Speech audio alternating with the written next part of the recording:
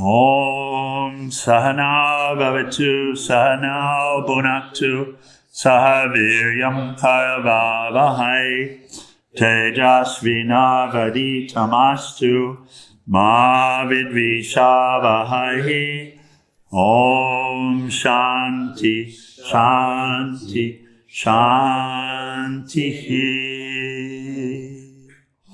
On below Satguru Sivananda Maharaj Ki Jai, and for all of the saints and sages of all the traditions. Jai. Hari Om Tat Sat. Okay. So we picked up the development of thought power. We had some discussion at the close yesterday about developing individuality, which is an interesting concept because we will often think coming into yoga that it's about being done with individuality. But we see that it's not. It's about being done with self-centeredness, but not with individuality. So each of these roles are different. Each of the roles are different, aren't they? Oh. Yeah. Each of the characters are different. So non-identification with the character, but what does just check in for a moment. What does non-identification with the character allow you to do? Be more of a character. To play the role much better. If you see it's a role and you know that it has to be played, can you play it better if you're not identified with it? You're free. And so, and the thoughts and the words and the actions would be in accordance with the character, but recognizing the intent here. So let's listen to what Swami Sivananda is sharing. He says, do not be easily influenced by the suggestions of others. You know, in our seeking of happiness, we have this notion, have you noticed it? I'm not happy, but this person must be. Have you noticed? Yeah. And then, have you noticed that there's an interest in what they're doing and what they're saying and all of that, and an interest in copying? Yeah. I think everybody's been there. Even coming into yoga, it might be so. Yeah. So, and people will think things and say things, and those are suggestions. And we find ourselves following them, listening to them, following them. So he says, don't be easily influenced by the suggestions of others. Have your own sense of individuality. In other words, allow yourself to be you.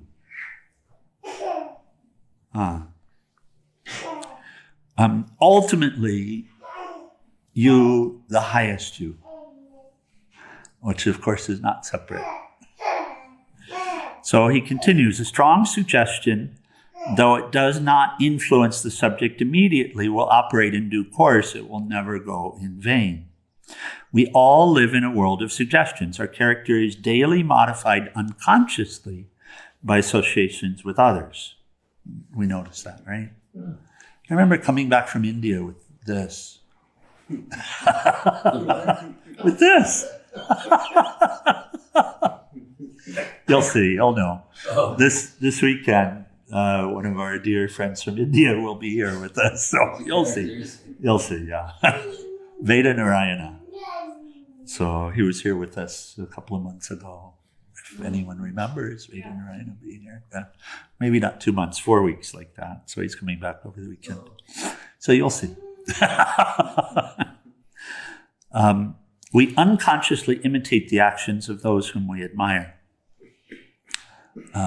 Gopala came back after TTC. He came back with Swami Adi's voice. Oh, no. Yes. You really respect it. Well, he got glued to it and somehow. We unconsciously imitate the actions of those whom we admire. We daily absorb the suggestions of those with whom we come in daily contact. We're acted upon by these suggestions. And a man of weak mind yields to the suggestions of a man of strong mind.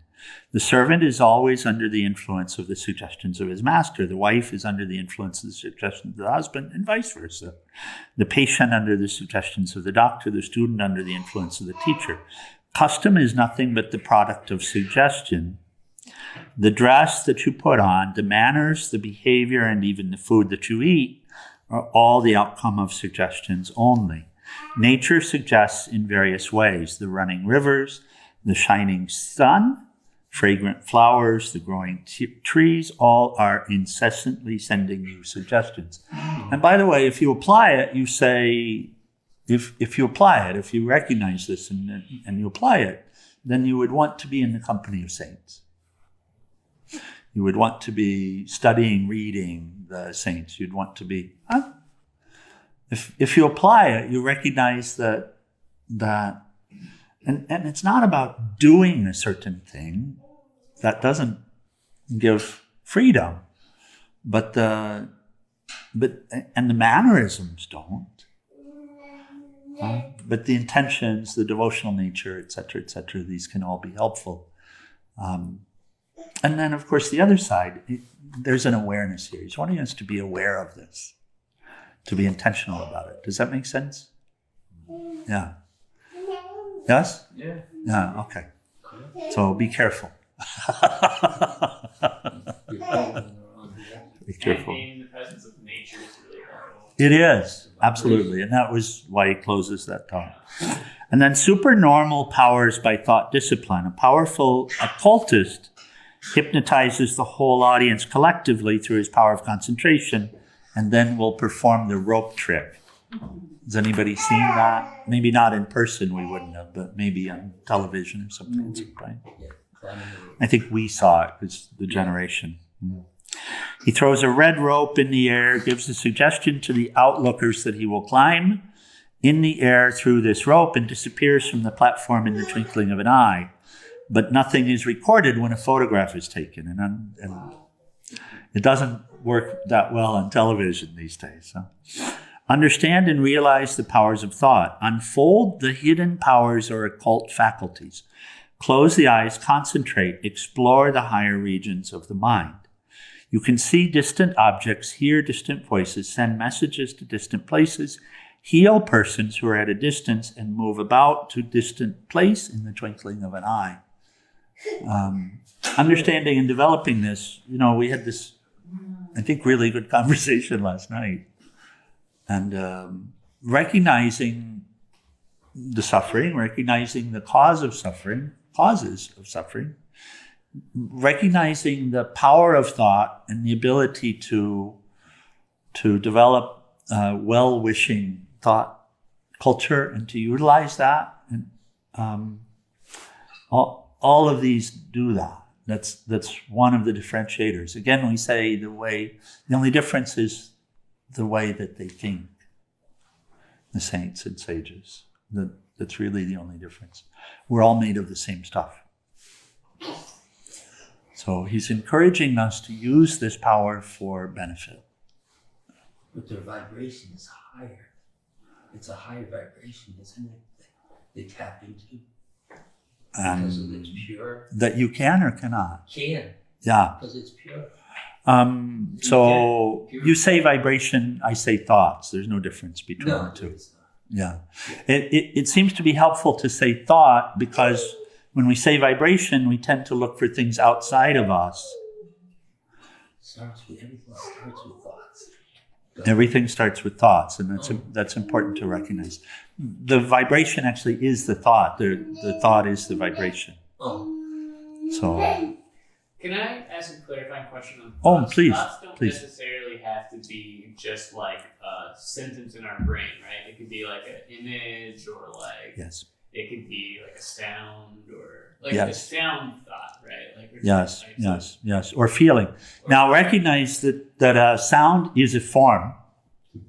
I meant like you hear a sound in your mind. I know, and I'm just clarifying as you're saying. Yeah. We say nama rupa, name and form. Okay. Name and form. And where there's a name, there's a form, and where there's a form, there's a name. And this is what's happening in the mind. So you say, but can it be an image? Yes, that's a form. Okay. A sentence, yes, that's a name. Okay. A sound, yes, that's a form. Okay. That's all. Those are different types of thoughts? Yes. Okay. Yes. Thoughts are either name or form, and where there's one, there's the other. And form will be any sensual form, so a sound form, a smell is a form. Taste is a form. Just seeing that, yeah. So it's one or the other, but it'll be related to the other, because if you'll also see that the sound will come, and there may be a seeking for the name to call it. And the mind always creates a form or a name. Well, mind is made of thoughts and forms. You could say, of names and forms. You could say like that. It pulls it from the memory. The vritti is, if you look at the function of mind, thought, it's always one or the other. And having said that, now if you want to go back and talk about vibration, you can say, okay, yes, and there are forms and names that are relatively uplifting, and there are forms and names that are relatively the vibration of them. So you can say. And then what about synesthesia? About what? Synesthesia, where you like see sound and hear color. Yeah. Like Alex Gray paintings, for example. Yeah. Not unusual. Still forms. Okay. Not unusual. We could say like confusing of the senses is not really. It's just so a sound form. If a sound is played in the ocean, for example, in water, then you can see the molecules in the water forming a shape immediately, and so the capacity to see that. But it's also in air. So some people, depending upon the faculties, will see the form in the air. Okay. Somebody who can see. And some will feel it in a certain way. See sound. Yeah, of course you can see sound. Oh. Sound is, in a way you can say that each of the five senses are just different frequency bands. Yeah. I ham radio operator years ago, so different frequency bands. And each of the senses are relating to frequencies in different ways, and they're complementary, providing a full spectrum, as it were, except that which is beyond the senses. That's why Sanskrit is so powerful, because Sanskrit is the exact translation of the form into sound. Yes. So it's in alignment with nature. Yeah, it's a beautiful point. Beautiful point. Yeah. Sanskrit's given to us by Tejas, by that. So, okay. Now, chapter 6 will begin. Thoughts, the name of the chapter, thoughts, their varieties, and conquest. Obviously, conquest, we could say, related to the negative, the detrimental. We try to avoid the words good and bad, but also some explanation is helpful, because even hearing detrimental, you might hear bad. It never means that. It only ever means good or bad in the sense of freedom only means what would be good or what would be beneficial would be that those types of thoughts, that relationship with thought that leads one towards freedom. And what would be said to be bad and sometimes even called wrong, although not in a worldly sense, is that which leads you towards deeper states of bondage. So, just that.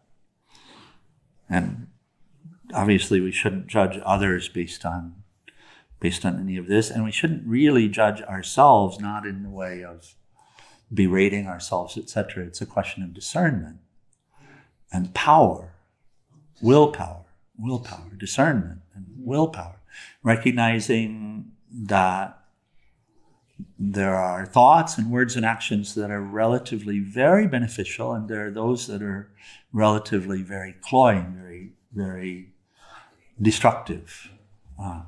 And having the discernment to recognize the difference and applying the willpower in order to cultivate the ones that are beneficial. So now our favorite Pratipaksha Bhavana comes in this morning. Yes. First he starts, get over gloomy thoughts, the deep tamasic, get over gloomy thoughts. So it's very carefully watch over all of your thoughts. Suppose you are assailed by gloomy thoughts. He says this beautifully. He doesn't say, suppose that you're thinking gloomy thoughts. He says, suppose you're assailed by them or attacked by them. Then you experience depression.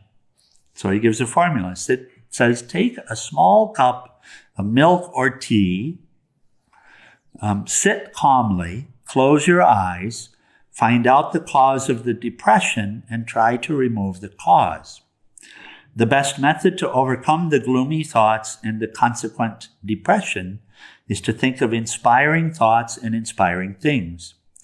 Remember again, positive overcomes negative, and this is a grand law of nature. Whenever we're caught up in negative or detrimental tendencies, the primary practice is to bring a positive one, because the positive will overcome it. Always so. Love always wins out over hatred. So acceptance always wins out over anger. We just have to bring it. We have to have the presence to bring it, to invite it in. He says, now think strongly of the opposite thought, the opposite of gloom. Think of those things that elevate your mind. Not pleasures, because those won't last, right? But think of the things that really elevate your mind. Think of cheerfulness. Imagine the advantage of cheerfulness. Feel that you're in actual possession of this quality. So we know, and we had this beautiful discussion yesterday evening, we know everyone's suffering from something. We know the tendency is to hide it, but we know that it's right there. And we know that experiences in the world are triggering. And so, and we know that everyone wants to be happy, and not a fake happiness, but a real one. Everyone wants to be free of this stuff. So now, if you imagine yourself, he's saying, think of the advantages of it. If you imagine yourself in the pool of thoughts, or even in the immediate vicinity of another person who's suffering, what do you wish to bring into the environment? What kind of thoughts do you wish to bring into the environment? Yeah, cheerful, beneficial. So he says, think of the advantage of it, and this is one of the ways to think of the advantage of it. Right? Not in a negative way at all, in a positive way. How can we be beneficial in this situation? And he says, feel that you're in actual possession of the quality. Again and again, repeat the formula, Om cheerfulness, mentally. He says, feel I am very cheerful, and begin to laugh and smile several times. And then he keeps going. He says, sing. Chant a kirtan, sing. Sometimes this can elevate you quickly. Singing is very beneficial to drive off gloom. Chant Om loudly several times. Run in the open air. The depression will soon vanish. And this is Pratipaksha Bhavana. This is the Pratipaksha Bhavana method of Raja Yogins. And he says it's the easiest method. In terms of the gloomy stuff, it's the easiest method. And then he speaks of another one. He says, the method of driving gloom by force, by willing, by assertions, by command, taxes the will very much, although it's the most efficient. And this, if we develop this substitution method, we'll find at some point the other method becomes available to us. So during pilgrimage, some days, and it's a cycle here. And so if you say that it's okay to think these gloomy thoughts, etc., okay, fine. Is there an alternative? Yes. what will be of the most service to the world? Well, you're going to see. So you can get there pretty quickly in terms of, well then, let me be done with this. And it's just, these are honestly just mental constructions anyway. Right? The problem is really opportunity. The challenge is really a growth opportunity. I mean, really and truly it is. So what's wrong with thinking about it that way? Sometimes, like last night, we'll say, okay, let's talk about it as a problem for a minute, because that'll also help you to get there. It'll help you to see how we really want to be of benefit. We really want to be uplifting. And so, and here's the technique. But then I'll share from pilgrimage. Some days, after working with this stuff for a long time, some days, some negative thought would come about some judgmental about some people, or some idea, it's not worth it. And I would look at it and say, shut up. And it would just go away. Just resolution, strong resolution. That's actually what he's talking about. And it's very effective. It's so effective because then it's okay. Not having to put a lot of work in, okay, let's replace it with... Just leave me alone. That's resolved. Well, Yeah. and the more you work with this, and the more you see the effectiveness, the ability to change the thoughts, and the ability to clean the mind out, and the ability to stop pestering thoughts and gloomy thoughts, etc., and to replace them, the more you see it, the stronger the willpower gets, and the stronger the conviction is, and so eventually you see that there are quick ways. I share a story. We haven't for a little bit, so maybe you haven't heard. When I got to Pennsylvania, and one morning I had awakened. It was late summer, and I started to walk, and I was walking on this little country road in the forest, and I heard water, and the mind said waterfall, and then it started to bring images of various waterfalls that we had heard or experienced before. And I said to it, stop. And it stopped. Which allowed for the experience of what it was.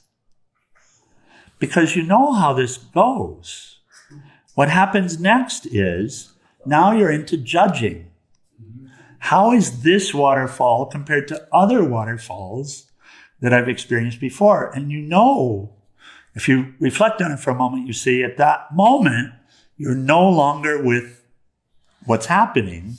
You're only in your head, and you've taken away any possibility of a joyful experience of what is here. Because now you're just in memories and tendencies and the judgmental nature and all of this. Yeah? Does it make sense? Mm-hmm. So I said, stop. And it stopped.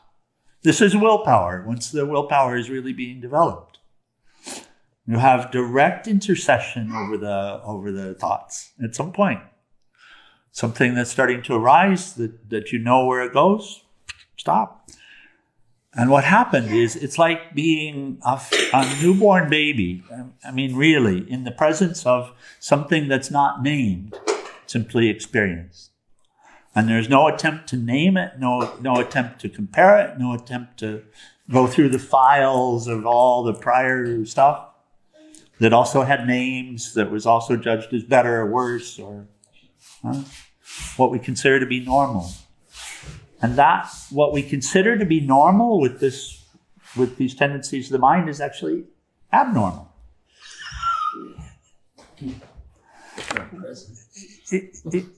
We don't judge it as normal, abnormal. It's a funny way, but when I say abnormal, I laugh inside because who saw Young Frankenstein?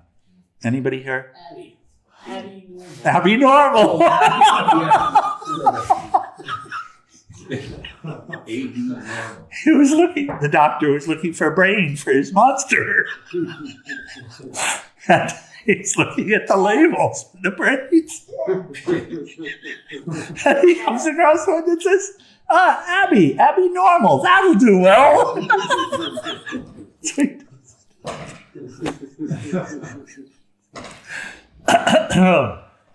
Oh. It's not about normal or abnormal. Actually, it's about present and not present.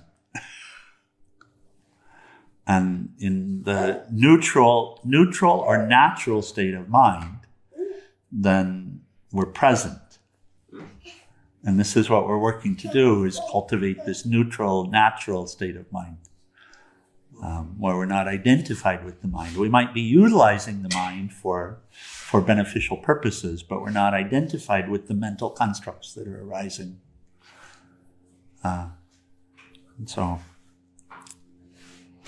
And I tell you, it's quite something to be able to be present for what's really here.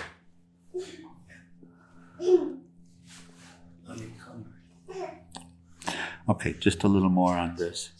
He says, the method of driving gloom by force, demands great strength of will.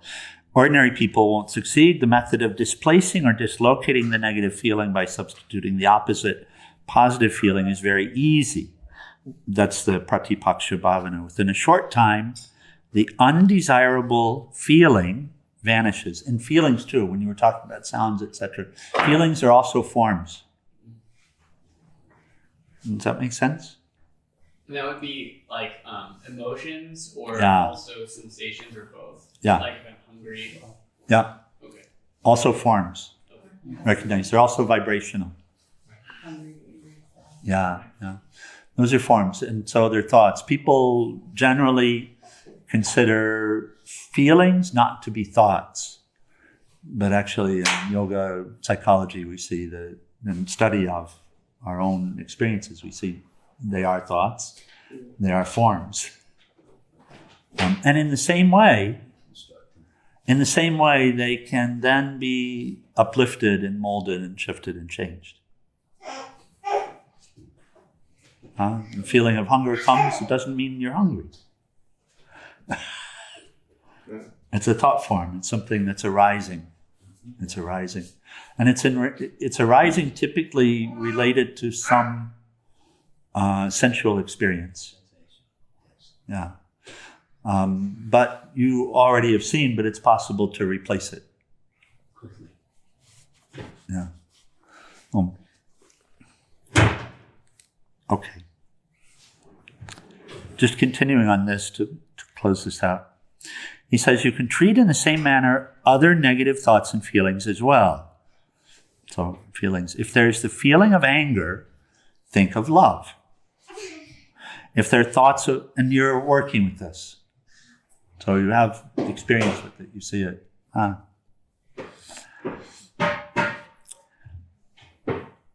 If there is lust, think of the advantage of celibacy, and this is a big one for us. If there is dishonesty, think of honesty and integrity. If there's miserliness, if these thoughts are arising, think of generosity and generous persons. If there's infatuation or moha, think of discrimination and atmik vichara.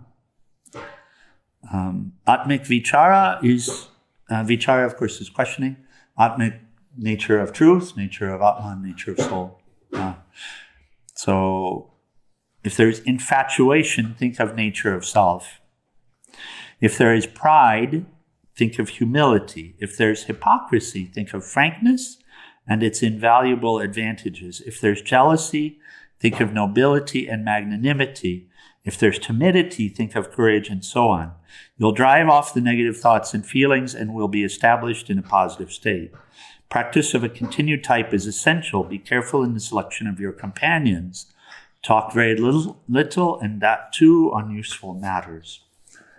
So we'll continue with techniques and approaches, but this is really the primary one as we're learning to develop thought power and change the thought nature to a beneficial thought nature. It's the primary. And we all have some experience with that. And when he says, think of this, it just takes a good contemplation for a little bit. If there's a book that inspires or something and you want to read a particular quote, and then just sit and really reflect on it and see, and ask the question, am I capable of changing this up? And what is the benefit of doing so? And what will I look like when I change it? And how will I radiate once it's changed? And how that will be beneficial to the situation, all of this, 10 minutes, like that. And then you see it's just completely shifted. So is that more powerful than repeating the affirmation? Well, the affirmation if the opposite? The affirmation is helpful, the more you actually feel the affirmation and feel the value of the affirmation and understand and are able to, again, collect yourself back into why it's beneficial and how it's helpful, and recognize the capacity to do it. Again, an affirmation could be rote after some time. It could lose its power. If it's just words without the real connection with it, then it can lose power. Because for me, affirmations, like when I first discovered this, just repeating the words, the affirmation will start, even if I don't believe it at the beginning. Yeah. Or even if I don't feel it, then the feeling starts to build up. It starts, just yeah. by repeating It the starts. words. It starts. And then if you can connect around it, if that makes any sense, if you can reflect on it and consider it and see how it's working and understand the benefit of it, etc., then yeah, It's even more. even more. Any port in a storm.